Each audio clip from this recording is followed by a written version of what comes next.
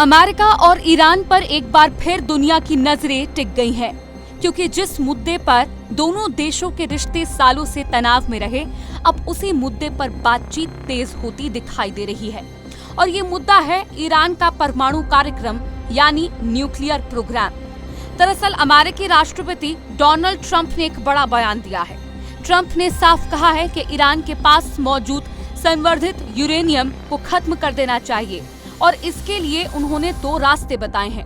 पहला, ईरान अपना संवर्धित यूरेनियम अमेरिका को सौंप दे ताकि उसे नष्ट किया जा सके, और दूसरा, ईरान खुद अंतर्राष्ट्रीय निगरानी में उसे खत्म करे। अब सबसे पहले समझते हैं कि ये संवर्धित यूरेनियम आखिर होता क्या है। आसान भाषा में कहें तो यूरेनियम एक ऐसा पदार्थ है जिसका इस्तेमाल परमाणु ऊर्जा बनाने में भी होता है, और परमाणु हथियार बनाने में भी जब यूरेनियम को खास प्रक्रिया से ज्यादा ताकतवर बनाया जाता है तो उसे एनरिच्ड यूरेनियम कहा जाता है। यही वजह है कि दुनिया के बड़े देश इस पर बहुत नजर रखते हैं, क्योंकि अगर इसका इस्तेमाल हथियार बनाने में हो जाए तो ये पूरी दुनिया की सुरक्षा के लिए बड़ा खतरा बन सकता है। अब ट्रंप के बयान पर वापस आते हैं।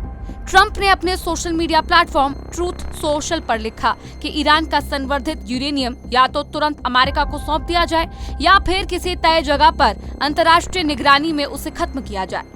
ट्रंप ने यह भी कहा कि ये फैसला ईरान के साथ मिलकर और सहयोग से लिया जाएगा। यानी यहाँ सबसे बड़ा संकेत ये माना जा रहा है कि ईरान शायद अब अपने पुराने सख्त रुख से थोड़ा पीछे हट रहा है, क्योंकि लंबे समय से ईरान इस मुद्दे पर अमेरिका के दबाव को मानने के लिए तैयार नहीं था। लेकिन अब दोनों देशों के बीच संघर्ष विराम और शांति समझौते को लेकर बातचीत चल रही है। ऐसे में ट्रंप के बयान को काफी अहम माना जा रहा है। रिपोर्ट्स के मुताबिक अमेरिका और ईरान के बीच बातचीत फिलहाल सकारात्मक दिशा में आगे बढ़ रही है। हालांकि अभी किसी अंतिम समझौते की घोषणा नहीं हुई है, क्योंकि ईरान में बड़े फैसले सीधे सर्वोच्च नेता की मंजूरी से होते हैं और वहां की प्रक्रिया काफी जटिल मानी जाती है। इसीलिए अंतिम फैसला आने में समय लग सकता है।